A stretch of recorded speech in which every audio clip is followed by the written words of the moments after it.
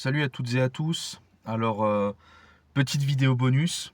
C'est la troisième vidéo cette semaine. J'ai été assez productif pour une fois.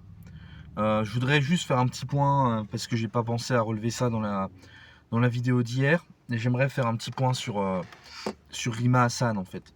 Parce que Rima Hassan qui est une eurodéputée de la France Insoumise, qui est connue pour son engagement en faveur de la cause palestinienne, a donc été arrêté, placé en garde à vue, je crois, hier ou avant-hier, je crois, pour apologie du terrorisme, parce qu'en fait, sur son compte X, elle avait rendu hommage ou glorifié un combattant d'un mouvement d'extrême gauche japonais pro-palestinien, donc un mouvement qu'on qualifie de terroriste. Voilà.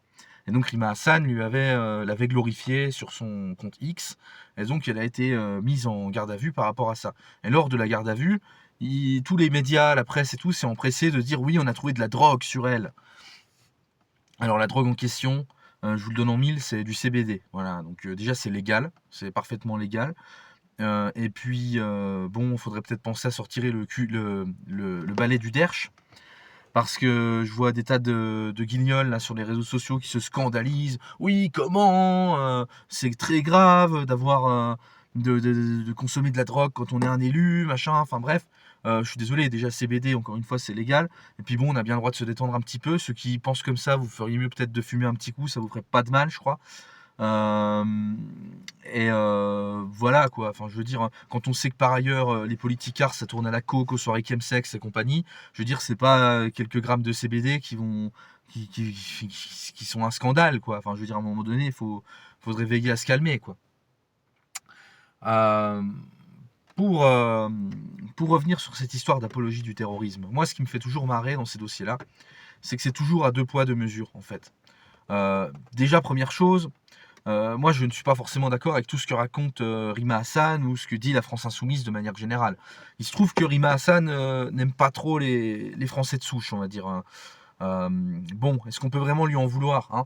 Bon, déjà, elle a quitté son pays, elle a plus de pays. Voilà, la Palestine a été complètement ravagée par les sionistes, donc elle n'a plus de pays. Voilà, donc il faut bien qu'elle se réfugie quelque part. Donc elle vient chez nous. Or, la France est totalement passive vis-à-vis de ce qui se passe en Palestine occupée. Elle ne réagit pas, elle est très timide par rapport à ses voisins européens comme l'Espagne par exemple. La France reste quand même très très réservée, très très timide. Malgré tout, ça suffit pas encore, puisque Israël considère encore que la France est encore trop timide sur la question et encore trop même antisioniste, puisqu'ils ont annoncé qu'ils allaient suspendre leur commerce d'armement avec la France tant qu'ils seraient antisionistes, entre guillemets. On est soi-disant antisionistes, alors que c'est pas du tout le cas. Euh, mais donc, voilà, en fait, la France laisse faire ce qui se passe en Palestine, laisse faire le massacre des Palestiniens. Je veux dire, on peut pas en vouloir à Rima Hassan de pas trop porter le, comment les patriotards de droite dans son cœur, hein. Je veux dire, à un moment donné, c'est quand même assez compréhensible.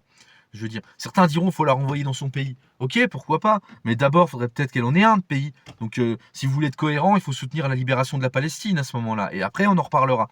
Mais d'abord, il faut soutenir la libération de la Palestine. Je reviens sur cette histoire d'apologie du terrorisme. Moi, ce qui me fait marrer, c'est que c'est toujours deux poids, deux mesures.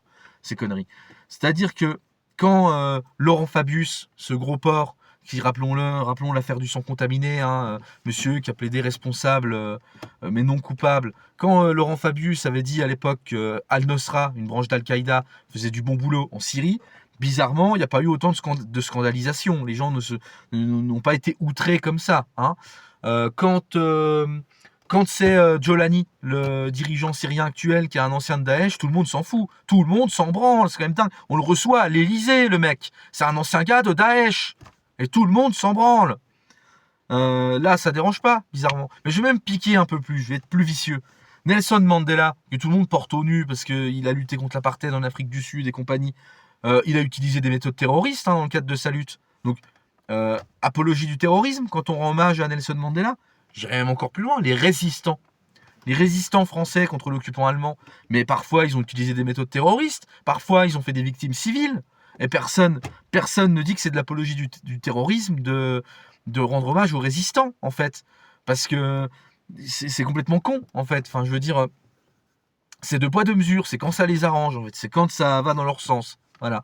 Alors moi je veux bien, hein, mais il va falloir choisir, hein, il va falloir être cohérent. Soit on condamne toujours l'apologie au terrorisme, soit on la condamne jamais, ou alors on assume le deux poids deux mesures, c'est-à-dire on dit on condamne uniquement quand c'est nos ennemis. Voilà, tout simplement.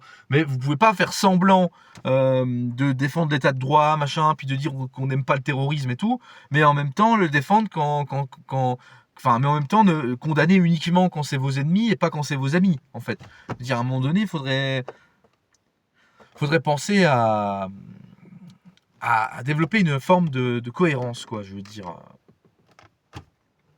C'est exaspérant et, et c'est particulièrement irritant, c'est particulièrement énervant, en tout cas. Voilà. Je pense avoir fait le tour de cette question. Voilà, c'est pas une longue vidéo, mais je voulais quand même réagir vite fait sur le sujet parce que c'est quand même c'est exaspérant en fait. Et il me semble que je voulais encore dire un truc à ce sujet, mais j'ai un trou. J'ai un trou de mémoire. Je ne me souviens plus de ce que je voulais souligner.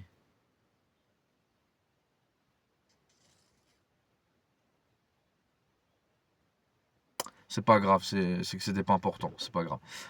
Donc voilà, je vous remercie d'avoir visionné cette vidéo jusqu'au bout. Je vous invite à déposer un j'aime, un commentaire, à vous abonner à la chaîne, à partager la vidéo et la chaîne, bien sûr. Voilà, je vous dis à très bientôt pour la prochaine. Et puis, ben, salut à toutes et à tous.